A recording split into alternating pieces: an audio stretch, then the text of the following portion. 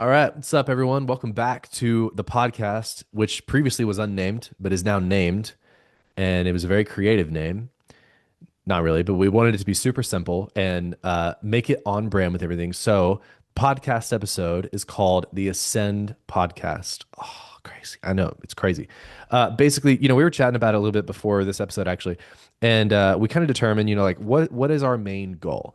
And our main goal with this podcast is to serve the online coaches and other high ticket business owners, if you're listening and watching, how to get basically consistent coaching clients and how to scale to whatever revenue goal that you want to get to, be that 100K months, 500K months, $1 million months, whatever, right? So the goal with this podcast is to help you ascend to that level. That's why I created Ascend and called it Ascend in the first place. Take a shot every time you say Ascend.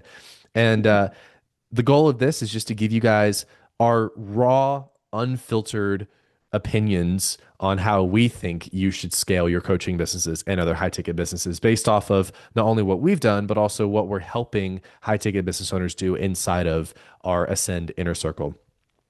So yeah, welcome back to the Ascend podcast. It's great to see you here today. We're going to be talking about basically how to get higher quality and more consistent leads and clients in your coaching business or other high ticket business. So some of the main things that we're going to be chatting about here really is like how to fix the inconsistency around your lead flow.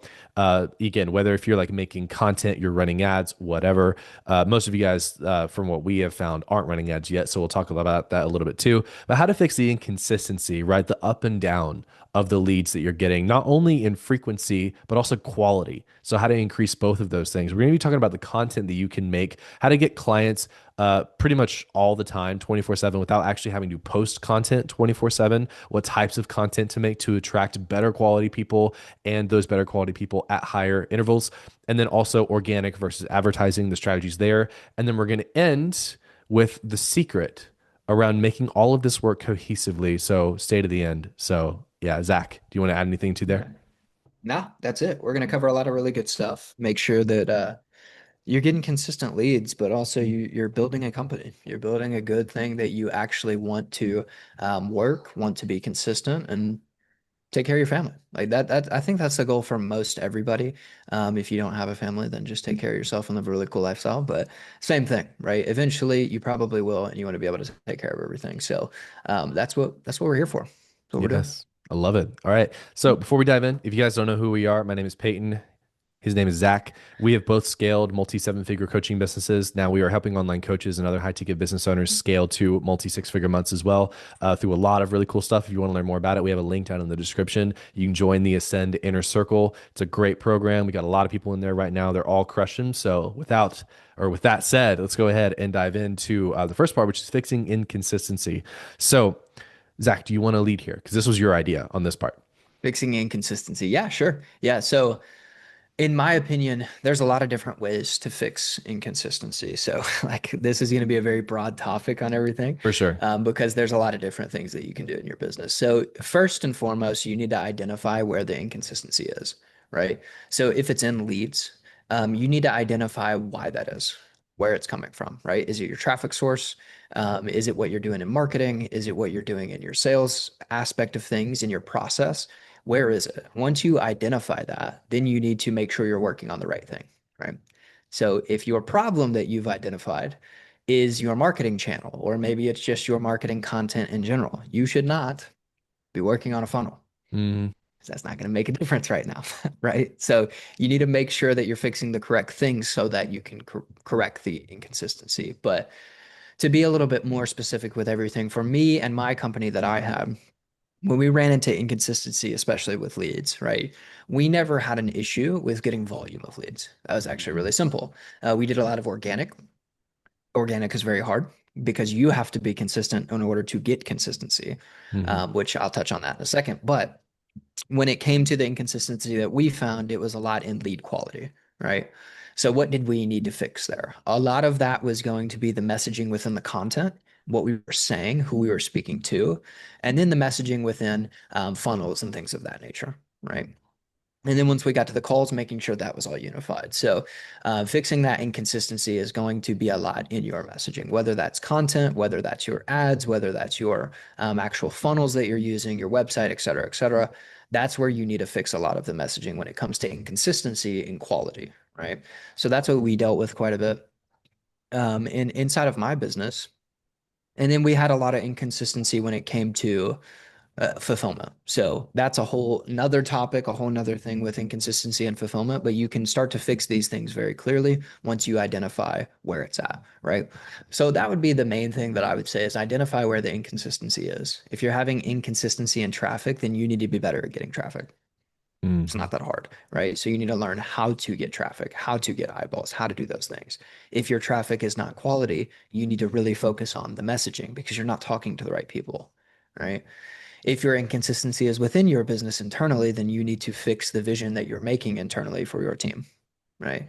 And you need to make sure and communicate everything. So everything is all communication at the end of the day, especially when it comes to inconsistency. So whether it's communication in your marketing, communication in your branding, which we're going to touch on as well, communication in everything. If you do that, you're going to have a lot more consistency in what you do. And then what I said previously, you have to be consistent as well, right? If you're not consistently posting or you're not consistently running an ad or you're not consistently doing anything, why are you expecting consistency for yourself? So that would be a little bit of touching on things, right? We're going to get really specific, I'm sure, but I'm Yeah. going to let you kind of take over with consistency and inconsistency that you see with ads as well. Yeah, I think it's like if you a lot of coaches and other business owners will like go for they'll try to optimize everything around outputs. And one thing that I've learned from Hermosi is like managing inputs versus outputs. Like the Hmm. outputs, if your goal is, okay, I need this many leads so that way I can book this many calls and get this many clients, then like the problem is if you're not getting that many leads to get the amount of calls that you need to then get the amount of clients that you need to make the money that you want, then you need to do more of the inputs that are getting you the client, the leads that you need. So like we talked about this in the first episode where it's like, if you really want to scale, you have to do more of the right things, not just more things and not just right things. You need to have both. So whatever marketing channel that you decide to go down to get consistent leads is something that you need to put full focus in on. I don't agree with the mindset of like you should only have one marketing channel. I think Hmm. multiple is ideal. I understand why some coaches say like, oh, just go with like one marketing channel, just go ads, just go organic, just do this because it's really easy to say that and then say like, okay, narrow your focus in. But I don't think it's necessarily viable. Like if I just focused on ads and I didn't focus on organic, then I would have no nurture content for the people who come from ads. And then it's like if I just focused on organic, it would take me fucking forever to scale up to the numbers that I want to hit that I could just hit really easy with ads. Like in Full Time Wedding Pro, I pretty much mostly just ran ads. And then I had a backlog of organic content that like I've had YouTube videos up for fucking 3 years that people have just been watching and like, oh, I love your YouTube videos. Like I hired you from this video you posted 2 years ago. And I'm like, that's crazy. So like I think diversifying marketing channels is going to be really important for most people listening to this. Like we're coaches, right? Or if you came to us from my wedding audience, you're a wedding photographer or videographer, and I really want this podcast to be applicable to both, and it is right because everything that we're talking about here can go for a coaching business or any high ticket business if you're making content and running ads for that. But I'm getting off topic, so let's wrap it back. Um, the marketing channels, right? So like what are the marketing channels? Let's define that before we start getting into like how to do each one properly for consistent leads.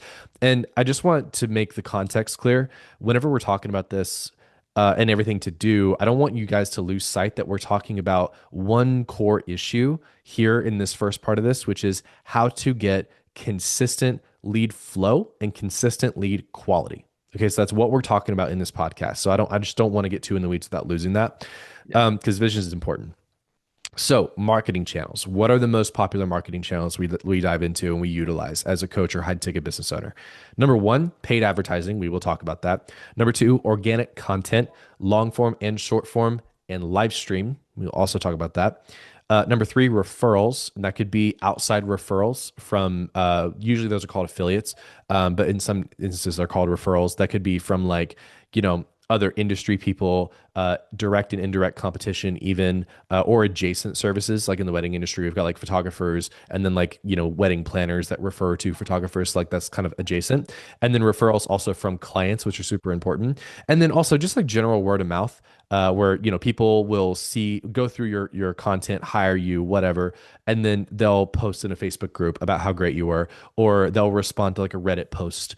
Like people like for Full Time Wedding Pro, people hire me based off the Reddit posts. Like a bunch of people are like, "This is a scam," who've never joined, and then my clients go in like, "Actually, it's not. I actually joined," and then like I get people that way, which is really really cool. And Facebook groups too. So like you've got like word of mouth referrals, ads, and organic, and also search engine optimization, which is great too, and that's like a good fifth one. But it's like, okay, what do we put our focus in, right? Because that's a lot, and I don't recommend going full send on every single one if you're only at like 5 or 10K a month. I think you would probably agree. Yeah, 100%. I actually was going to play like little devil's advocate there with you, in terms of like one marketing channel, because Yeah. I don't think you should ever stay with one marketing channel. You should always diversify eventually. Hmm. Um, However, learning the skills of multiple marketing channels is very difficult, It is. because when you're learning the skills of ads, learning the skills of organic, and there's multiple facets within ads and multiple facets within organic as Yep. well. So if you're at 5 to 10K a month, like if we're focused on that specific like person, when I was at 5 to 10K a month, it was really focusing on one marketing channel, right? Hmm. And one very specific aspect of the marketing channel. So I was doing organic, and I was really, really focused in the very beginning on Facebook. Like, how do I get good at Facebook, right? Once I get good at this, then I can use the money that I'm making to then expand to another one, Hmm. right? So yes, you should diversify, but also you have to know where you're starting, Yep. right? And you have to get really good at it. Yeah, and in my opinion, you should start with the highest leverage and Yep. best of like ease of access, right? So like what's the easiest to do and what's the highest leverage? In my opinion, it's Exactly. content. That's why people start with content. But also, you've got content and you've got ads, and I view them as almost the same thing. Yep. Because when you think about it, they are the same thing. Yep. Content, organic content is free to post, and if you post good content, the algorithm will push it to new people for free. All ads are, especially with the new Andromeda update, which prioritizes ads that look like content, ads are a paid version of content. That's it. That's all they are. Yep. There are people nowadays, big businesses, who run ads that are just content with no call to actions. Not necessarily a strategy I recommend for a lot of people, but it is something that's good. You can't necessarily reverse it. Like you can't create an ad and then post it as an organic piece of content and expect it to do well because it probably won't. Yeah. But a big part of the strategies we teach inside Inner Circle is making content and using that as ads. So, Yep. and if you make long form content, you can cut that down into short form, you can cut that down into ads, and you have essentially omnipresence among the most core marketing channels. Based off also where your clients are and where they consume content. So, like your clients and your other program that you were running was primarily on TikTok. It's like that's why you Yep. guys did TikTok. Yep, that's it. And another reason for that is because, with marketing on TikTok, we already knew about it. We already knew how to do it. And Mhm. so it became very easy at that point to do that and push for big volume, right? So that's another thing I would also say is when it comes to what's easiest for you and what's the easiest access for you to do, that really depends on your situation and where you're at. Like if you're really, really good at content already, and you're really good at Instagram, or you're really good at TikTok, or you're really good at Facebook, Mhm. like scale that first. And then what I would recommend is getting into ads after that, right? Yep. Because all you're doing is adding fuel to the fire, essentially. So Yep. you're just making sure that you're growing it, and growing it in a way that you can. Now, if I have to recommend, like if you're not really doing a marketing channel and you're just kind of getting, traffic off of referrals right now and et cetera, I would just recommend learning the skill of advertising and going into ads. And Yep. the reason I would is because it's a lot easier, because organic content takes a lot, takes a Hmm. whole lot. And it's a different beast to do organic content to nurture the cold traffic that you're getting versus doing organic content to get traffic to buy, Yes. Huge. right? Huge. Huge difference, because you have to optimize for a lot different things, right? You have to optimize for titles. You have to optimize the content to get new eyeballs and new views. And it's a lot harder. And the thing that I don't necessarily love about it, and I've never loved about it, is not that it's harder, but that you have to constantly grind at it. It's a Mm, little bit different than ads. Like ads is more of a testing phase. So you're just testing new things, right? And you're just like, okay, let's see if this one works, right? So you're having fun with it. With organic, you are posting all of the time to mm, see which one is going to blow up at any moment, and you are constantly grinding nonstop. And that's very, very difficult. And it becomes you working in your business rather than on your business because you're doing literally everything, right? mm, I don't love that. And we can talk about that too with on your business, in your business, and stuff of that nature because for sure. I have my quarrels with coaching in general. But Mm, with that being said, like with organic content versus paid. Like if you're somebody that is like, I don't really know if I'm good at any content right now, learn ads yep. because it's by far the best. It's the highest leverage. You can do it easily. And I also think that you are paying for it. So you're either going to pay in time or you're going to pay in money, right? With Mhm. organic content, you're paying in time, 100%. You're going to have to post like 9 times a day to Yep. get good at it. And then once you get good at it, continue to post like 5 to 6 times a day to make sure you're getting the right traffic, For right? sure. Which is very difficult. And you will have a cap. 100%, right? With paid content, you can pay for it. That makes it way easier. Yep. Way, way easier. It's just way higher leverage. So I always recommend doing that. And that's why I am on board specifically and why I'm here with Peyton, because what he's doing is a lot higher leverage and you can actually build a business out of it. Yeah, I would add the caveat, like if you're gonna run ads, make sure you hire somebody to teach you how to do them. Mm-hmm. I wouldn't recommend an agency for a lot of reasons, but like hire somebody to TA. We can talk about that too, but Yeah. hire somebody to teach it because the thing with ads is like it's essentially controlled gambling. Like when you think about Yeah. it. I mean, if you apply that mindset to everything, everything essentially is controlled gambling. But without getting too meta on that, advertising simply is you put money in, you're not sure if you're going to get money out, right? And it's very risky. Um, so that's why I say this like in this content, I say this in Full Time Money Pro content, like don't run ads unless you have a coach that's telling you how to do it correctly. Free Right. YouTube videos don't count because everybody runs ads differently. You're going to try to take all this stuff from people, even this, and be like, okay, I'm going to try this. Not ideal. I don't care if you guys hire us or if you join our inner circle, hire somebody to teach you ads because you need somebody to go to one on one, even if Yeah. it's within a group setting. Just somebody who knows what they're doing to help you with it because this stuff can be very complicated. So that's our little warning here. You know, um, And I'll even add to that. That's yeah, with everything, yeah, yeah, right? yeah, So I know a lot of the people that are watching this right now, if you're doing 5 to 10K a month, you've already hired somebody to show you how to get there, for sure. right? And if you haven't, congrats, but that's also why you're stuck, right? Because you haven't done it. So like hiring somebody to help you build an offer, help you do it just speeds the process up a lot, but it also saves you so much time, money, and effort, right? Now, if you're somebody that is just, super egotistical, I guess, and you really want to shoot for like, nah, I can do it all myself. I'm super smart, right? Good luck. Yeah, good fucking It's luck. it's gonna take a lot of time, and you may be really smart in certain aspects, right? But book smart does not equal business smart. Just to put that out there, Yeah. right? Business smart is a lot different, and you have to have the experience of doing it, and you're either gonna pay for that experience with time or money, right? Hmm. If you pay for the experience up front, it's so much easier and it makes it way better for you long term to do business. The reason that me and Peyton and so many others have so much success is because we paid to learn, right? For sure. And we had it way faster. So, like my business and the businesses that I've built to grow, credit all of that to all of the mentors that I have, not to me, because they were able to teach me so much faster. And I was just able to take the information and apply it. That's it.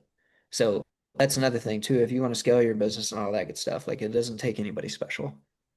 Like all you need to do is just learn. And then all Hmm. you need to do after that is apply what you've learned. That's it. Hmm. So with everything, with ads, with all of it, doesn't matter what you're doing. You need to pay at some point to learn because if you're not learning it Absolutely. correctly, you're not going to do it. And that's why college is a thing, right? You have to pay to learn. Hmm. So So it's yeah, not just business. Every single, in my opinion, I think almost every single field requires this, right? pretty much. You have to pay somehow. So Yeah, you don't get to be a doctor by doing trial and error. You know, it makes no fucking sense. yeah, because that's Um, super dangerous. uh-huh. Yeah. I think it'd be cool to make a podcast in the future about like how to find a program that's really good because like there's Mm, so many shit programs. yeah, there is. This really, really popular fitness coaching. He doesn't coach fitness, but he coaches fitness coaches. He got called out today for class action lawsuits, in the coaching industry, and he does like 1 million a month. So like, Makes sense. this shit, it's like there's a lot of bad coaches out there, Yeah. and it's tough. So I think that'd be a cool podcast. But going back to the consistent lead thing, talking about channels, there's those of you guys here who are watching, like you're really in two camps, right? From what we've seen, selling to coaches. One, you're essentially just starting. Like you've not posted organic content, you're not running ads, like that's you. Or number two, you have been posting organic content as your main thing. Like that's usually what we see. So we've been speaking to those of you who have not posted organic content, and then it's like, okay, should I do organic content? Should I do ads? Personally, I think you should run a reverse organic strategy. So that would be making content specifically for advertising, post Mhm. it. You might get some reach with it, but that's great. But mostly making content for nurture purposes. So you can call this reverse organic. I don't remember, somebody coined that a while back, but I've always loved it. I think it was Dan Henry. But anyway, so that would be emphasis on long form content. I don't know why I can't talk right now. Emphasis on long form content, live streaming, which I think is going to be absolutely huge. Already is huge. I'm getting into it too, and then short form content, but short form content more so for content based advertising strategies, which we cover inside of Ascend Inner Circle. But that would be things like specific retargeting to overcome objections, answer questions, or top of funnel, get people in, call this the gravity strategy inside of Inner Circle. And it's specifically value based content to get new eyeballs, but you're not just posting it and letting Meta algorithm push it organically. You're forcing organic. But it's a little bit of an interesting, complex strategy. But anyway, so if you're not running a lot of content, you're not making a lot of content, I think your highest leverage, if you want consistent frequency, quantity of leads, is going to be running ads plus reverse organic. Now, if you're already posting organic, your life is going to be so much fucking easier because you can just start running ads. Yep. It's so Yeah, easy. exactly. Yeah. Because you already have all Exactly. the content, and you can look through your Instagram or your YouTube and you can say, what content got me the most followers? What content got me the most subscribers? What content got me the most high ticket sales? And then use that content for advertising. And you're at 10 out of 10 easy mode if you do that. Yep. 100%. Agree. Yeah. And yeah, that's another thing too. Like if you're really, really good at organic content, and this is a subcategory to all those categories, like if you're just amazing at organic content, and let's say you have already, like let's say you started TikTok, you already have like 50,000 followers or 100,000 followers. Just keep doing that because you're Mhm. doing really well. The one thing that you need to work on to get past 5 to 10K a month is you need to work on optimizing how to capitalize on your audience because you don't know how to capitalize on your audience. Yep. That's it. That's the difference. So like if you already have that big of a following and you're good at organic, but you're not capitalizing on it, that's a big issue, right? So a lot of that is going to be messaging. A lot of that is going to be if you even have a funnel or a website built out, right? You need to do those things. You need to make sure that you're actively trying to sell what you have to offer, right? Mhm. So there's a lot of different categories when it comes to marketing, but getting to ads is definitely the best thing you can do because it's Absolutely. just so much easier. Yeah. And making sure your offers are fine too. Like, I don't know how many coaches here are running low ticket, but I will say, I don't want to mention her name, just because we've not talked about it, but we have a client in Inner Circle who's pretty well known. You probably know who I'm talking about. Hmm. And she just went on the Diary of a CEO podcast, and she's about to go on two other very popular podcasts. Um, and she, like, I think about maybe 4 or 5 months ago, was not offering a high ticket product. Like she was like coming in, she was like, "Hey, I need to know, like, figure out who I'm marketing to and like how to do this." And we helped her with a high ticket product and service because she was just doing like low ticket stuff before. Yeah. And now that she's getting all of that traction and all those results, like people are coming to her and they're paying high ticket prices for her program, and it's absolutely incredible. She's set herself up as a really a icon in the industry, which I think is Yeah. fantastic. Um, Love to get her on this podcast. That'd be crazy. Yeah, But absolutely. anyway, like it was one of the coolest things we've seen, and like that's probably the most notorious, but like we've also had other people come to us with audiences, and they just, okay, we need to like figure out, okay, how do we sell this thing to them? How do we get the most money out of it possible while working with clients that we want? which is more about quality, which we'll talk about, versus selling like, low ticket to a lot of people. And I don't think there's anything wrong with either of those options because like I'm running low ticket right now for Ascend, that upsells into the inner circle and then obviously making this content. But, knowing how to monetize a current audience is absolutely crucial. If you have a big enough audience too, you don't have to go crazy with ads. You can run retargeting ads as long Yeah. as you have the right offer in, which I think is super Yeah. important. But, Yeah, that's going to be very few of the people that for are sure, watching this right now. for Like sure. most of the people watching this don't have an audience. Yeah, yeah, So if you don't have an audience, you don't have anything. Like keep in mind, you need to figure out how to get an audience. yeah. Like that's one of the most important things. And there's a plethora of ways to do that, right? But you need to learn. You need to learn Yeah. how to do it. And that's one of the most important things I think is just investing into learning, right? You have to learn for everything else. You have to invest for everything else anyway. This is no different. It's just a Yeah. different skill. That's it. And you have to learn those skills. So, yeah, that's what I Let's would recommend for everybody. let's rapid fire some organic content tactics because I know people are probably going to be like, okay, I need the tactics, you know? So you're the organic content master here. I just make, transparently speaking, I'm making content for nurture purposes, not for growth. So Mhm. you're the growth one. So what Yeah. did you guys do for content? Yeah, so we did a plethora of different things. So in my first business, we did Facebook, and what I would do for that is I would go in and post on my Facebook first and foremost. So I'd set it up, make sure that there's really, really valuable stuff that I'm giving away on those posts. So I'd Yeah. post all over my Facebook, post, any wins that I've already accumulated, et cetera, et cetera. Whether that's wins for other people or wins for yourself, like either one is fine. And then what I would do is I would go and post inside of different Facebook groups and things like that. Most people know about this strategy now because it's been an Hmm. organic strategy for a long time. So like if it works anymore, I'm sure it works. You just have to be really good at it. So it's a lot more competitive. Yeah. So you have to get really good at copywriting. Like that's one of the best things that you can do. Get good at copywriting and have good images that you're using. Hmm. The second piece of that was TikTok. Now, my business partner primarily focused on this because he had like 1.3 million followers. So he was able to teach me a lot of different things on TikTok, what to do, how to do it, etc. But a lot of that was following trends. It's actually really easy. Hmm. So all you need to do is look up in your specific niche what is trending right now, and then model off of that. Like you can almost do exactly the same post as that, right? So you can do that over and over and over again. And what you'll come to find out is a lot of like the written text post and everything, where it just has like a background video or a background picture or whatever the case may be. Those are the easiest. And you can blow those up like very, very quickly. And your whole point on either of those strategies is virality. You're trying to go viral, whether it's in a Facebook group, whether it's on TikTok, whether it's on Instagram, whatever the case may be. So you need to pick things that are already going viral and use it to your advantage, right? Hmm. So if you're in a specific niche, you can look at any niche and you can say, okay, this is consistently going viral. This text is going viral, right? How can I tweak it just a bit in my niche to make sure that people will still click on it? And TikTok especially will push a lot of that stuff, right? So you can get very, very large amounts of views very, very quickly. It's not that hard, right? Once you do that, and you do that on TikTok, you do it in Facebook, you do it on Instagram, whatever the case may be, you will start to get traffic. Then you have to know how to monetize that traffic.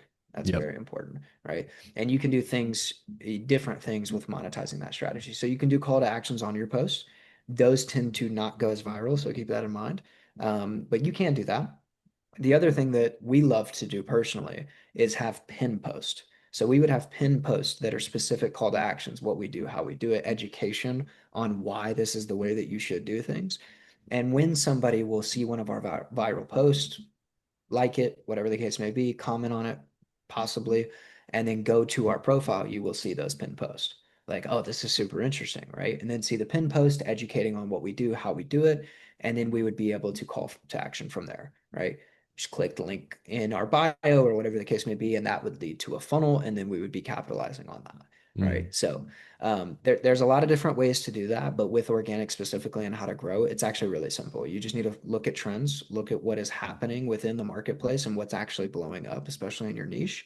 If you're in the money making niche or you're in, whatever, right? The health niche, whatever it is, what is blowing up right now? And how can you recreate that for your brand, your strategy? And then once you do that, you just get views. So it's really, really simple. With YouTube, I have done YouTube as well. YouTube is a little bit different. Because yes, you can look at trends, you can look at what's blowing up, what's not blowing up, et cetera, et cetera. But a lot of that is based off of titling and based off of thumbnail. You have to get people to click. And then you have to make sure once you do that, that you are saying and giving instantly what they're clicking on. Then you will get views, right? So that is how you kind of grow things within organic marketing. It's mostly the same things over and over again because it's just virality. It's just making sure that you're using good titles, you're using good things, et cetera, and getting eyeballs. Once you get those eyeballs, then you have to monetize. So it's really not that difficult. You can do that. But it is not a long-term play because that long-term play is going to drain you so fast. It's not funny, right? Mm. That's why we recommend ads. Hmm. And that's why we're doing YouTube content like this. Exactly. Yeah. Exactly. It's Because this is a lot easier. easier. Yeah, you can cut it. And I want to talk about that too. But like one thing, I don't know if you noticed, like something that Hermosi's been doing. I actually just saw the channel, but he's got like a Hermosi highlights where it's like, 9, 10, 15 minute little clips of longer videos that he's doing. And his team Yeah. is posting like 3 to 4 times a day. Yeah. Like Because that's what it takes, crazy. Yeah. right? Takes a lot of Now, volume. yeah, and I will preface this, right? Because Hormozy is a prime example of this. Hmm. When it comes to content, can you scale it? 100%, Yep. right? Because you can hire teams, you can hire editors, you can do that stuff, and all you really have to do is talk in front of the camera, right? As long as you're talking about valuable things, you can have people creating your titles, you can have people creating your thing, but that takes money. It takes a Hmm. lot. You have to pay really, really good for that. So you need to learn how to monetize first, so then you can scale into that, right? So if you already have a really large audience and everything, that's fantastic. You need to learn how to monetize it. Once you monetize it, you can start to pay people on your team to help you with that monetization and make sure that it's really easy, especially within capitalizing on organic content, because it's just making a system. It's creating a business system essentially for traffic, Hmm. right? So you can do all of those things. It just takes a lot more and it takes a lot more money. Within ads, something that I really like about it is you can just run ads and it's not even close to the same thing as organic because it's a lot easier, Yep. right? So that makes it easy, that makes it higher leverage. All you have to do is spend money. But if you're not making any money right now, or you're making 5 to 10K a month, it's just not sustainable. You're already doing organic content, even if it's not viral. Just keep doing that. Keep learning how to make it viral until you get to the point where you're 15, 20K a month. Then I would really, really start looking into investing in ads because that's going to be the easiest way for you. Yeah, I'd say even at like 5 to 10K a month, like you could invest into ads. Like that's how I got to my first like For 10K sure. month Yeah. is like running ads. And like ads are easier, but I don't know if I would even use easy as like the definition. I would just say it's different because like with organic, and I do want to talk about like Instagram strategies and stuff because a lot of you guys Yeah. listening are running content on Instagram, but like Yeah. um when all it is a sales process at the end of the day. So Yep. it's like if you're running organic content, you are essentially front loading hours and hours and hours of content to somebody for a, you know, predetermined period of time that's dependent on each person. So like one person might hire you after following you for months and watching 10 to 12 hours of your content. The average is 7 hours. I think 7 to 10. So they may have watched 7 to 10 hours of your content over a 6 month time frame and then buy from you. If you run ads, if you run ads poorly, they're seeing an ad going to a little VSL or whatever, and you're trying to get the close right there. Yeah. But if you're a good advertisers condense that 7 to 12 hour period of content in 72 hours, right? So, like organically, somebody might take 6 months to watch 7 hours of content because they've been following you for a while. Another person might watch 7 hours of content in 2 days, right? What you do with advertising, paid advertising, if done well, is you essentially show 7 to 10 hours of that content to people immediately as fast as possible to replicate the organic sales process in a smaller time frame to get that Yeah. sale faster. That's how you do ads really, really well. It's quicker.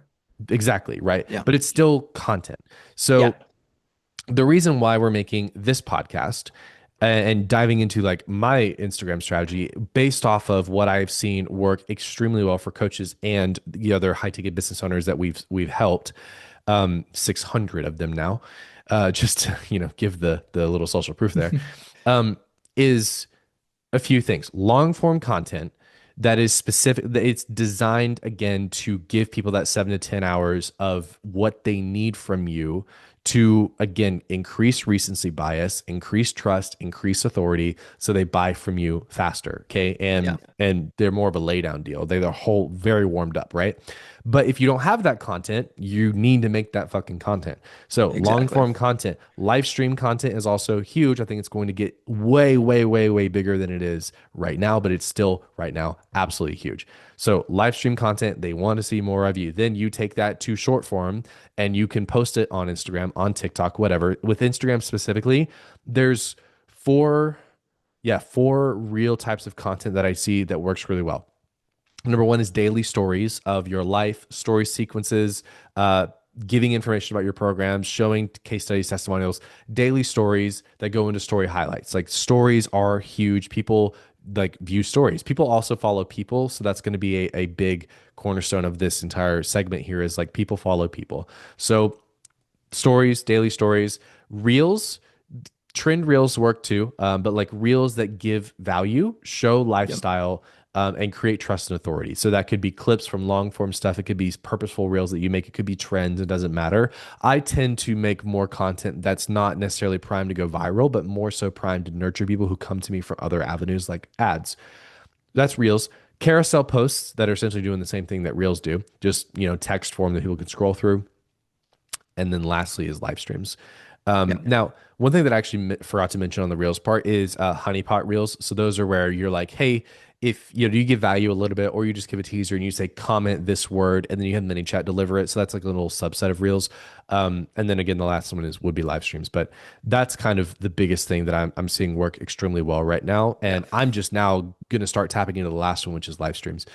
Yeah. But like, like you said earlier, we've talked a lot about this at length for I don't even know how long now. So like, I just want to hit home that like you have to be able to monetize these people, and Yep. the only really two ways to monetize them are automatically through ads, where you're sending people to some sort of place where they take an action, whether that be buy a low ticket product, register for a webinar, or go through a call funnel or a no call funnel, or you reach out to people manually uh, on Instagram or TikTok or YouTube, even whatever, and you have conversations that then you book calls. So that would be Yep. using an appointment setter or an AI setter or something like that. So like that's how you Yep. monetize that audience. But I think if we're talking about, to wrap it up, this section, if you Yep. want consistent lead flow, frequency wise, we'll talk about quality, which is going to be a very quick conversation, but consistency wise for frequency and quantity of leads, posting more content and running ads are going to be your highest leverage thing that you 100%. maximizing referrals and SEO and stuff is great for back end, but for front end, more content, just post more. Make sure you're doing it purposefully, right? Don't just make content to make content, right? And then running ads to monetize, and that's like your golden combination. Yeah. Yeah. And I'll add one more thing to wrap it up. Sure. So when I talk about, because this is very important when it comes to organic versus ads, Mhm. essentially. When I talk about simpler, quicker, easier, right? I want to preface easy because that's super, super important. So when I say easier, what I mean is when you do ads, you're running ads to get eyeballs, to get traffic, right? And that traffic is coming to a specific thing. So it's coming to a landing page. It's seeing your content that you already have. The content is nurtured differently, right? But it's all to get those 7 to 10 hours, right? And do it fast. Mhm. It's easier. And the reason I say it's easier because you only need to do all of that one time. Very You're true. Very creating true. real estate, right? Yep. So what you're doing is creating real estate. So you're creating organic content, for example, that they can go and watch 7 to 10 hours of, 7 to 10 hours of. You're creating organic content on the landing page so they can consume that. Right? You're creating real estate. You're creating something that's always going to be there and you continue to run ads. When it comes to organic, you do not have real estate. You're only getting those eyeballs one time for a very short amount of time, Yep. right? That's why you have to post anywhere between once all the way up to 10 times a day. Yep. And you have to do it forever because once you lose those eyeballs, you are not going to get them back, right? Especially on short form content like TikTok or Yeah. Instagram, Unless you right? repost, but you know. Yeah, exactly. And that's so rare. And most people, the thing with short form, especially, which is what we deal with primarily, the thing with short form that's so hard is that people will like it, they'll comment on it, they may even follow you, right? But most of the time, they're never going to see that again, especially on TikTok. TikTok is optimized for virality only. So it's optimized for people on their For You page to see it one time, right? So they're not necessarily seeing things over and over again unless they click the following tab, which most people don't do. They're always on the For You page, right? And that's the same thing with Reels. So they're not going to see things consistently from the same person because the algorithm isn't designed that way. So once you get it, you have to capture it, right? And you have to pull them in with multiple pieces of content. But if you're posting more than everybody else, you will be on the feed more, right? And that's why it takes so much of a grind, right? With ads, you're creating real estate here. Once you have them in, they're clicking on a link and they're interested in you. They're interested in what you have. They're going to go look at your content. They're going to go look at the things you have, which just makes it so much more simple and easy. That's Yep. why ads are better. And that's a big thing for me. Coming from one world to the other, seeing both of them, like ads are much easier not only to build that real estate system and make sure that you have people converting quicker and more simple and you only have to do it one time, but also you're creating a consistent business, right? Because you have that consistency in numbers. You know that if you put this amount in, you're going to get this amount out. That Mm, helps a lot. So love yeah, it. to wrap it up. Yeah, love it. No, that was really good. I forgot to mention that, you know, because like if you've been posting long form, short form, even like you can just use that now, put money Yeah. behind it, you know, put it on a landing page, put it in a sales funnel, and it's there. You know, it's there Yep. forever. So that's good. It's good. I want to Yeah. talk about qualifying real quick because this is a really quick conversation. So it's like, okay, we've talked at length about how to get more leads Yep. consistently, right? The goal really is advertising. That's the biggest thing. But it's like, okay, now how do I make sure they're quality? That's always the next step. It's like, especially in full-time wedding pro, like we start running ads and then it's like, okay, now how do I make them quality? You know, they have some trouble with it. So here's you know, just to almost rapid fire, but to talk about like all the things that we really optimize for. And it doesn't matter because I know a lot of you guys listening are gonna be like, I'm special. This won't work for me. It's bullshit. Okay. It doesn't matter if you're selling B2C. It doesn't matter who you're selling to for the most part. It doesn't matter what you're selling. It doesn't matter. Okay. The easiest way, just to start it off, the easiest way to get higher quality leads consistently is to transparently show what you charge. That is the easiest way before they make the lead decision. And that could be booking a call with you or whatever. Okay. That's usually what it is, booking a call or applying. Okay. Showing your price. We've done this 600 high ticket business owners who are charging anywhere from $5,000 to $30,000, showing price up front in every industry. It works. Okay, that's what we're doing with Ascend Inner Circle. I don't talk about price in videos because price changes, but every single one of you, if you go to my landing page and you click the little apply button, it's going to show the price right there. Okay? Because I personally only want quality. I don't want to deal with a bunch of brokies going through our sales process. Okay. I don't care. Like, I want quality only. And I've seen this work so well. I think, macro speaking, the more that Gen Z is aged into the marketplace that buys high ticket things, Mm. they have such good bullshit detectors that they just want to see price transparently. They don't want to wait for a fucking sales call. That's also why no call funnels are working really well too. But like they don't want to do a sales call to see price. They still do want to call sometimes, but like they don't want to wait to see price. They don't want to go through a whole thing to see price. They make, especially affluent people, make decisions fast and they're like, I just want to see if this is for me. I want to see price now. Okay. Yeah. We talked about this earlier. The trust ladder is moving up. Okay. People Yep. need to see a lot of trust assets and know that you are who you say you are and you can actually get the result that you say you can before they even book a call with you. So showing price is going to be one of the easiest things you can do, transparently speaking. Do you want to add anything to that? No, I'll just say, well, I will add something. I will say to add, this is why webinars are starting to pick up again and do so well. The reason webinars are picking up and doing so well is because Gen Z, especially, knows that if they get on this webinar, they're going to get all of the information, the price, and everything they need in about an hour and a half. Yep. That's why it works, right? Everything's super transparent. They already also know what a webinar is, Yep. right? They are aware that they're going to get the price at the end. They're going to get the sales pitch. They're going to get whatever. So you have to make it good, right?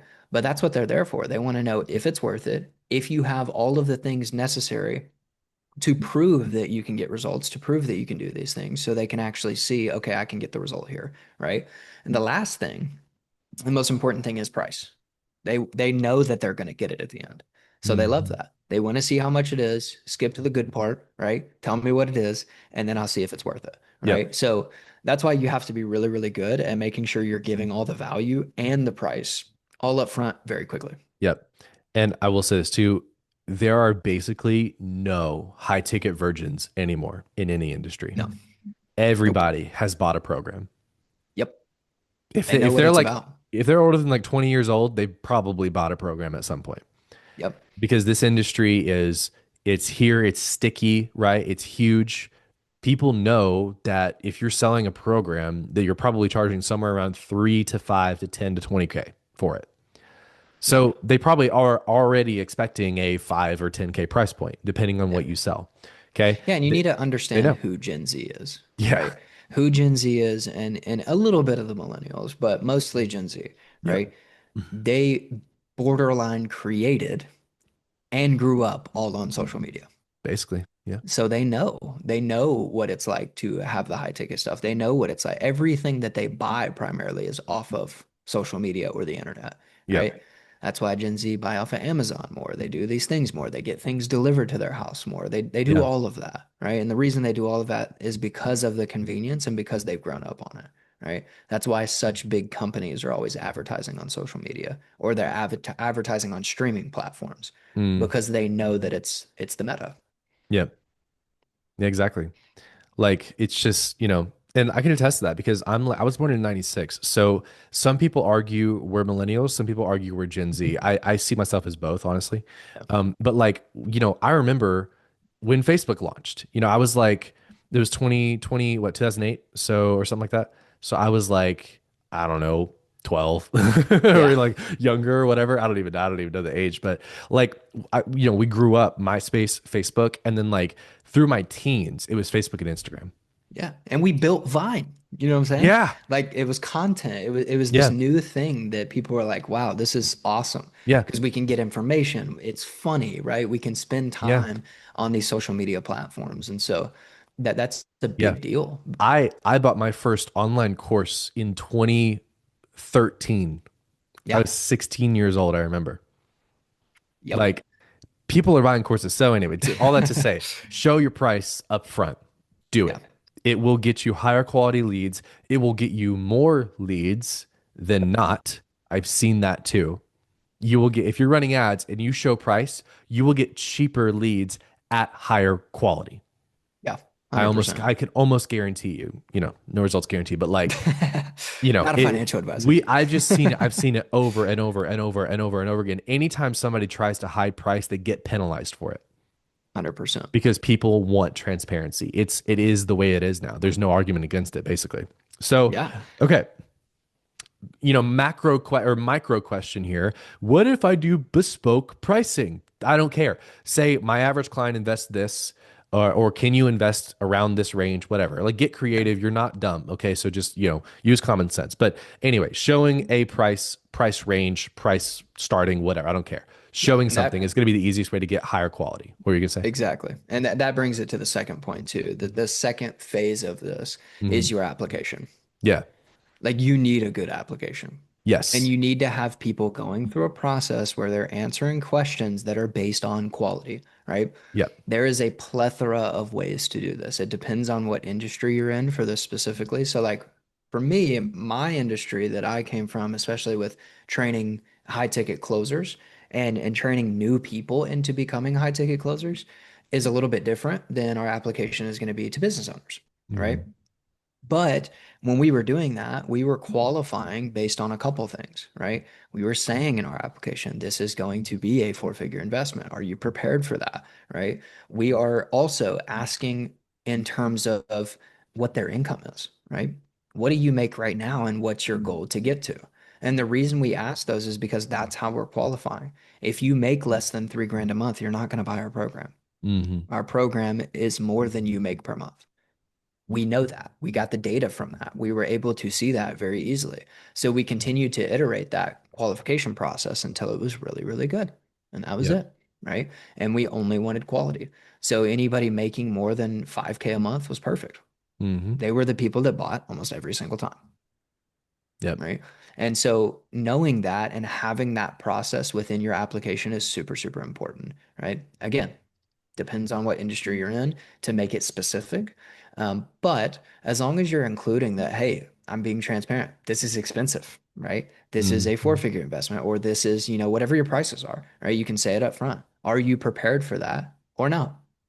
They will say yes or no. And if they say no, you're neglecting a lot of those people that are not quality anyway, right? Hmm. Which also, just to help you guys out with Meta and when you're running ads, that helps your pixels as well. Oh, for sure. So Yep. that's a big, big thing, and it will help you. If you have everything up front, like what Peyton is saying with price, and then you have a really rigorous application process when it comes to quality and who you're targeting and making sure that you're being transparent and that they have to answer yes, they do understand that it's expensive. It's almost impossible not to get quality leads after that. Yeah. You also do have to like determine like okay, define like what quality is. So like, Hmm. what is a quality lead? The answer to that is three answers really. Number one, are they in the situation, like the stage, right, where they're ready for help with what you help them with? Number Yep. two, do they have the goal that you will help them achieve, right? And then number three, can they afford it? So it's like, Yep. where are they? Where do they want to go? Can they afford it? That's how you define quality. So obviously, a client like for us would be like, coach who has an offer, can be making any amount of money as long as it's usually over like 5 to 10K a month. Um, can they afford what we charge? And then do they want to scale? If yes to all those, perfect quality lead. So like Yep. if you're, you want to tie this into your messaging, but also in your application, like you were saying. So like in messaging, if you're going after, let's say you have a fitness offer, you help men gain muscle, right? It's like young guys gain muscle who can afford what you do. So like, if you charge $5,000, then you would want to say, okay, like you have to be a young guy who's probably underweight, and then you want them like they want to gain weight, and then they can afford a 5K thing. So like, what does your messaging have to speak to in that specific example? And I'm talking about myself here, if you couldn't tell. So because Yep. I'm a little underweight, so it's like, okay, I'm 29, so a little bit late 20s. I can afford a 5K program, obviously. And then like I want to gain muscle. So it's like, who do you speak to? Maybe business owners, maybe career guys, whatever, day Yeah. traders, maybe. Guys, Yeah. wealthy-ish people. You don't have to be wealthy to afford a 5K program, but like, people who aren't broke, right? So it's like, Yeah. if you're skinny, what problems do you have that can justify affording a 5K offer versus not, right? Yep. So it's, a specific example, a niche example, but it's like if you're broke, you're going to have different problems than you would if you were a little bit more affluent. We talk about this inside of Yeah. Ascend Inner Circle. For a broke, skinny kid, it would be what problem would be like, if you were poor? Maybe you're being discriminated against at like a job. Maybe you can't attract any like girl, guy, whatever, because you don't look good. Like that could be like what's, with different things or different like Because it's income so levels. generalized. Yeah, It's because it's so literally generalist. anybody. But then if you can dive into like specific problems that they would have, that were more affluent, like let's say, for example, for me, right? I'm skinny and I feel internally that, since I have a coaching program and I make all this money, that people still won't respect me because I don't look like I work out, right? I don't look like Yeah. I'm jacked, right? Yeah. So that could be a specific problem that more wealthy people would have, right? Yeah. And that's all in your language. Like Exactly. if you're talking to corporate professionals that need to lose weight, right? Yep. We'll take that for an example. Yeah. If you're It's a doing little bit corporate easier. professionals, yeah, exactly. You know that professionals can afford you, right? Hmm. They're making good money. They can afford you. They have the money to do it, right? Now you have to speak to the problem to make sure that the problem's big enough for them to pay for it. Yep. And then you have to speak their language, right? So, for example, a corporate professional is going to respond a lot more to, hey, um, if you're somebody that really needs to lose weight and you find yourself at the desk or you find yourself at work consistently losing your energy, it's because you have too much weight, right? Yep. And they're losing that energy in work. Like you could say things like, I'm getting exhausted before 3 p.m. at a work day, on a work day, right? When you're saying those things to corporate professionals, that can align with them, They're like, I am losing all of my energy at 3 p.m., right? I need another coffee, at the desk or whatever, right? And Yeah. and that's super important because a person that has a retail job or a young person or somebody that, can't necessarily afford it, they're not going to understand that language. They're Hmm. not going to understand that at 3 p.m. I'm losing all of my energy because I'm too overweight. Yeah. They have different goals too. Like, if you're overweight and you're a young guy, you're like, I just want to like land a date or whatever, or, feel better with Exactly. myself or whatever. But then it's like, if you're older, it's like, hey, I want to lose weight so I feel more attractive in my marriage, right? Yeah. You could be like, if you have climbed the corporate ladder, but you're overweight and you're self-conscious about it, that's a problem. If you drive a nice car, but you feel self-conscious when you get out because you're overweight or underweight, that's a problem, right? So it's like Right. you're positioning correctly. And that's like getting a little bit micro. And I want to go back to the macro here. Like For you could sure. also just simply say, like, if you are a guy and you can income qualify, like, there's this guy that does this all the time that I love him. And he's like, if you make like 150K a year and you want to like Yep. lose weight or whatever, boom. Or simply just like you're speaking to all of them, which you totally can do. And you simply say, like, hey, if you are wanting to lose weight, if you're a guy this age, whatever, wanting to lose weight, we have a program, it's 5K, and you just qualify that way. Super easy. Yep. You're just being extremely transparent. All of these things work. Yeah. They all work. That's why it's like finding specific examples. We can get like really in the weeds here and we can just give a Mm. shit ton of examples. But like this is something that we help our inner circle clients a lot with, like one-on-one. Yeah. Because it's Because all it's basis so by basis. right. It's so like case by case. So it's hard to talk about in a podcast. But anyway, I feel like we gave some pretty good examples. But For sure. to Yeah. go back to the quality conversation, like again, it's just can they afford you? Are they at the stage of life where they need you, where they have problems that are, painful enough to need you? And then do they want to go where you want to take them? That's really it. And Exactly. all you have to do, I really just want to hit this home. Okay. We can clip this. All you have to do to get higher quality leads for a high ticket coaching business is by simply spelling out in third grade level what quality means to you. Okay. Yep. Are they at the stage of life where they need you? Are they going where, or do they want to go where you want to take them, and can they afford you? Okay. Yep. Say who they are, what problems they're dealing with, what their goal is, and how much you charge. That's how you get quality. That's it. Yep. And that's branding 101. Yes, sir. Yeah. Yes, it Let's talk is. about that So, and then we can wrap it up. yeah. So, the secret, what is the secret to getting consistent, high quality leads in a coaching business? Yeah. There's two. It's a twofold answer. One is 100% your branding. Hmm. 100%. So many people focus on the ad strategy. So many people focus on the sales. So many people focus on the product, but they don't focus on the one thing that matters most, which is branding. The second, in my opinion, and from all of the experience, is iterations. Hmm. That's it. If you have good branding and you know what you're working on to fix the problems, you will make unlimited money. That Absolutely. is it. And that's a perfect segue what we were just talking about messaging into branding because you have to know who you're speaking to and you have to convey that in your messaging and your branding, right? So, and this is super important in what we do in the inner circle as well, in Ascend, is we really focus on who it is that you're speaking to and we get very, very specific and detailed with this, right? Hmm. So, who are you targeting? And you need to be very specific with that, right?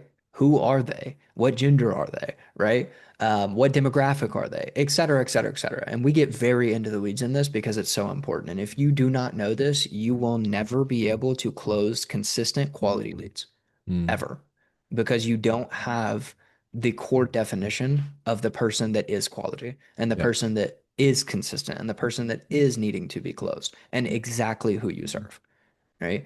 If you don't know to a T exactly who you serve, exactly who it is, where they're from, everything, their age, all of it, it's going to be very, very difficult for you to do anything else because your branding is going to be all over the place, Hmm.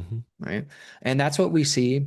I'm not joking, probably with 100% of the people that we've worked with, is their websites, their funnels, whatever it is, it just, you don't know who it's speaking to Yep. at all, right? And because of that, they cannot get consistency. Because of that, they cannot get quality, right? It Yep. has nothing to do with the strategy that they're running or anything like that. Now, obviously, if you're not getting any leads at all, then yeah, you need a strategy, right? Yep. But if you're getting leads currently and you're doing 5, 10K a month, you're doing 15K a month, 20K a month, your problem is not ad strategy.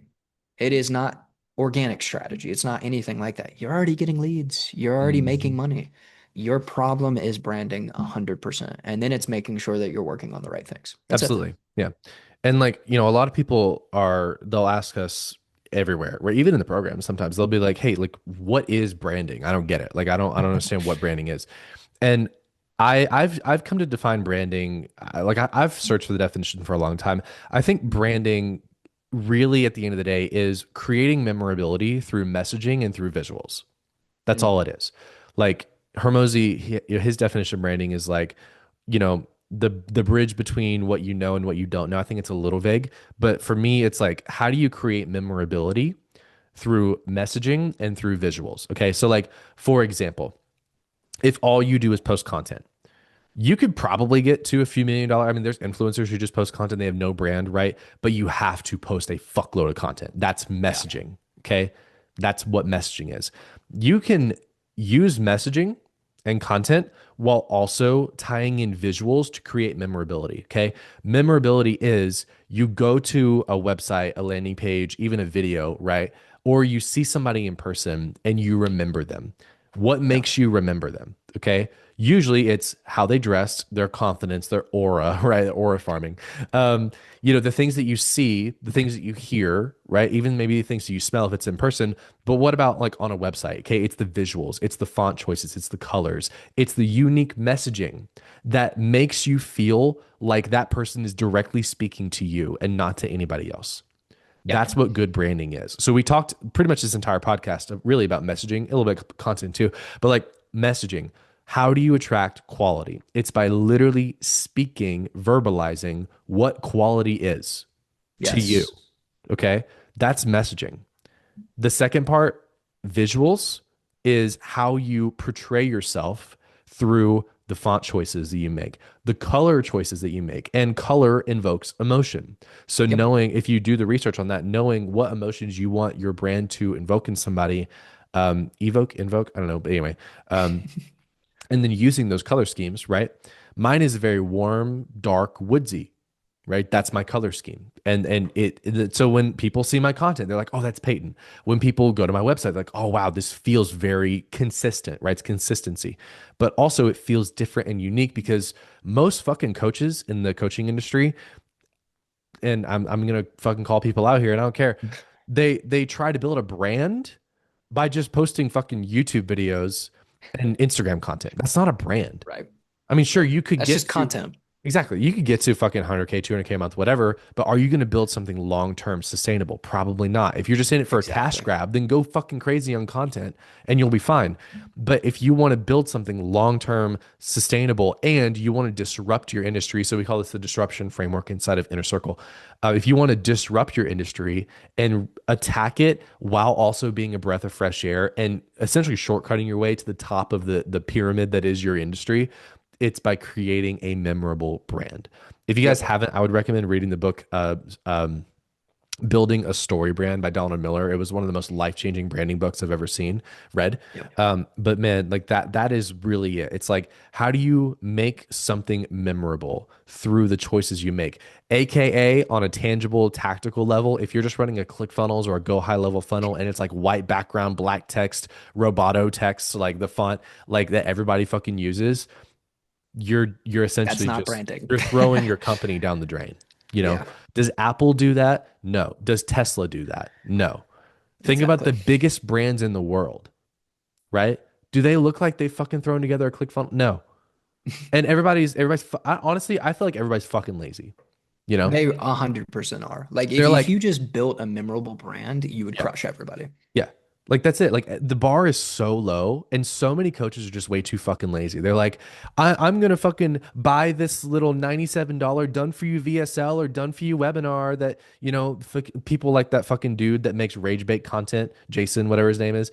Yeah. He's like, we'll make a webinar for you for $100 or whatever he charges. Like, no shade on him, right? His rage bait content obviously works. He does a lot of money, but like people, you'll hire agencies, you'll like, pay somebody on fucking Upwork or Fiverr to build you like a bare bones ass ClickFunnels website, or a bare like generic ass VSL, and you're like, I'm gonna make 100K a month doing this, and you Yeah. fucking won't. Well, those agencies don't even ask you specifically who you're targeting. So They how don't can even they know what a brand? brand is. Exactly, Let's be exactly. real. And I would love to shoot for a definition on branding, Yeah. because this is something that sat with me whenever we were doing our branding and everything and what we were building. But um, the one thing I always thought about, because I come from a sales background, so the one thing I always thought about was why do people buy what they buy, right? And what do they buy? And I'm going to ask you the question, do people buy products and services or do they buy names? Oh, I think it's both. It just Yeah. depends on the person. Right, exactly. So you have to put it all in one, right? Most people, especially what you said even before, it's like people buy people, right? People listen to people, people do all those things. And people eventually become names, especially when Mhm. you build a big corporation, right? Mhm. Now, does your product, service, all that stuff matter? Does your offer actually matter? Of course, still has to be good, right? Mhm. However, if you already have something that's selling, you already have a product and service that's selling, that's not your issue anymore. You need to pivot to branding. And people are going to buy names and they're going to buy people, right? Yeah. So the one way that I like to push this a lot is branding is what people think about when they hear your name, Oh, I love that. I right? love that. That's so good. So yeah, that's something that I've always really stuck with. And the easiest example that I could give for this, because I come from an athletic background, is Nike, right? When you hear Nike, you think of sports, you think of Mhm. athletes, you think of Just Do It, right? You think of the swoosh. Like you think of these things that's their branding, it's their logo, it's their colors. It's very simple. That's why it jives with athletes, right? Yep. White and black. Like that's what you wear as an athlete, right? So all of those things make the most sense. And that's what I love about that specific saying. I don't know who coined it or where it came from. I just remember hearing it and it was great because it's like that's what people think of when they hear your name. When they Yep. hear Peyton, they think of your branding, Hmm. right? They think of your colors, they think of the person you are, they think of Yep. what you sell, right? Yep. And that's super, super important because when people hear your name or they see you on an ad or they see your content, they should immediately think of your branding, Yep. right? Most people don't because And they the have no branding. the more memorable you can be, the more you will increase word of mouth, which increases trust and authority. And like I was thinking about this when Exactly. you were speaking, like even just like what I'm wearing right now. I've got an aloe shirt. It's just black. There's no logos on it, but it's aloe, and I bought it. Like it could be the same fucking material as like a fucking $10 Bella Canvas shirt, but like Yeah, I bought it because it's aloe, and I know, at least I believe, that aloe makes high quality shirts. I'm not wearing a exactly. cheap Amazon shirt because I trust that aloe makes high quality shirts, and it feels good, feels great, and the brand is cool, but I don't care about like the logo. I'm wearing a Tag Heuer watch right now because I wanted a sports watch. I could have gone cheaper, I could have gone more expensive even, but like I love Formula One and I love Tag Heuer because they're a Formula One sponsor. So I went to the Yeah, tag and I was or the tag store and I was like, hey, I want a sports watch. Like, let's go. And exactly. I can't drop 500 grand on a fucking Richard Mille. I'm not that rich yet. So like, got a tag, right? So Right. little stuff like that, right? Like even like the Aura ring that we wear, it's like it's because it's trusted. We all have Yeah. an iPhone, not because it's a superior phone. I mean, I think it is, but like a lot of people don't think it is. We buy it because of the name and because of Yeah, the trust factor that it has. And exactly. all of the decisions that as consumers, I'm gonna venture to argue almost all the decisions that we make as consumers goes back to branding. Yep, Whether 100%. it's a It's high like ticket Rolex. service, exactly. Yeah, Like when you think of Rolex, what comes to mind? just the brand, the name. Yeah. The Yeah. name, the colors that they have, that they use. Yeah. You know that it's going to be green and yellow, green and gold, Yeah. right? They don't even You have the best also, watches, but it's just like it's desirable because everybody desires it. exactly, exactly. And it's because you know it's expensive, you know it's quality, and they've done a hell of a job at marketing it, Yep. right? So, what do you want to be as a coach? Do you want to be a commodity or do you want to be a brand? If you build a brand, you can be the Rolex. If you Yep. build a commodity, you can be Casio. And yeah, you could sell a fuckload of fucking, watches or, whatever, but you're going to be cheaped out. Yeah. You're going to be selling to bottom of the barrel people. No shame on people who buy Casio watches. I'm just saying, you're going to be selling to a lot of people who can't afford you. They're going to be hard to work with. If you build a brand, you have a fucking first class ticket to charge whatever the hell you want because Yeah. you And create a marketplace. exactly. And the most important part of this is building, this is very important for all of the people listening to this, building a high ticket brand, Yep. because there is a difference. And I love the example that you just used about Casio because they're not building a high ticket brand. They're Hmm. building a brand that's cheap and durable. That's Yep. it. It's just like Glock, right? Yep. Everybody knows, well, all the gun people know, right? Glock just shoots. That's all it does, right? Yep. So it always lasts, everything like that. But that's what it is. And so if you're building a cheap brand and you're building something that's durable and you're always going to be there, cool, right? But most of the people that are watching this video with coaching or business in general, you're building something high ticket. Hmm. So when people think about your brand, when they think about your name, right, your brand should come to mind as quality, focusing on client results, focusing on really, really good things. And how does quality get conveyed? It gets conveyed through color. It gets conveyed through the results that you produce. It can get conveyed through longevity of Yep. producing those results, What right? people say So about it's you. exactly, it's quality, right? Especially high ticket. That's why Rolex has their name because they're in that high ticket model, right? Hmm. They're very expensive, but they convey that throughout all of their branding, their quality of their watches, the things that they use inside of their watches with the diamonds and the real Hmm. gold and all of that good stuff, right? So that's super, super important is if you're high ticket, you need to focus on that quality in your branding. It's Yep. very important. Yeah, absolutely. We've talked about a lot.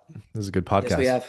Yeah, I It's been think good. to wrap up the branding conversation, like like we talked about you know, a coach who's been called out earlier. And like I truly believe that I do so well with full-time wedding pro still because we built a program that was focused 100% on client results.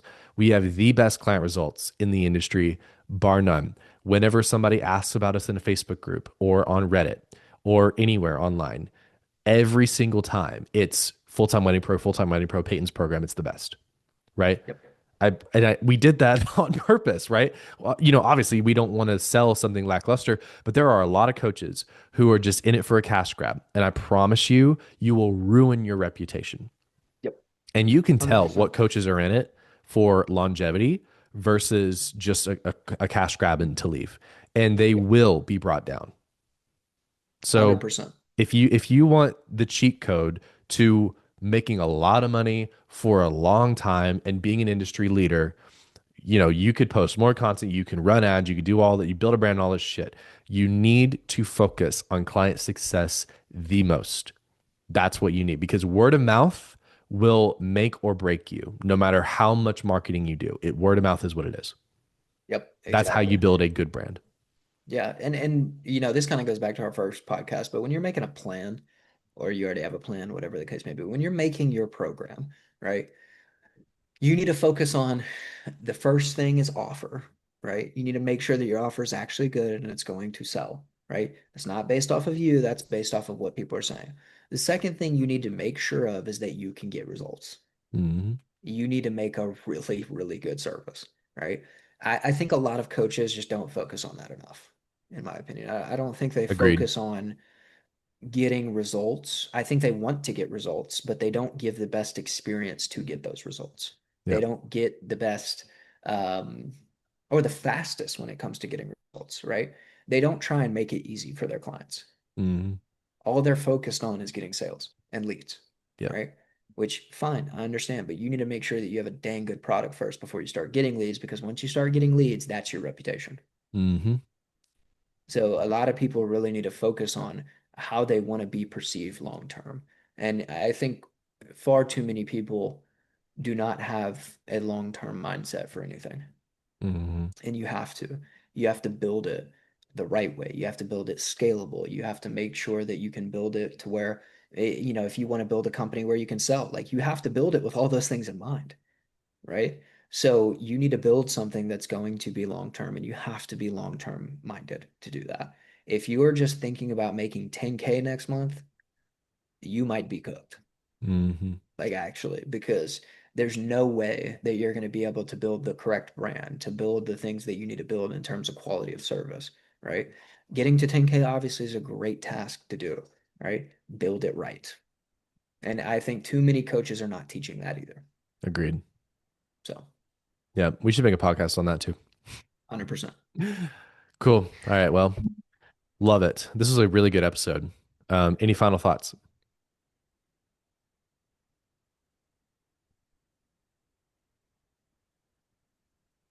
I would say if you're going to focus on anything within the business, make sure that you're focusing on one aspect at a time and making sure you cover everything, right? If you're going to focus on leads, make sure that you're covering every aspect of what it means to get a lead and how to get a lead the right way, Hmm. right? Same thing with branding, same thing with however you're going to do content or do ads, same thing with all of it, right? And then the last piece is fix the things that matter the most. If you identify a problem and then you fix something that has nothing to do with that problem, you're very stupid. Stop doing Hmm. that, right? And your business is going to reflect that stupidity. That's why you can't get results, right?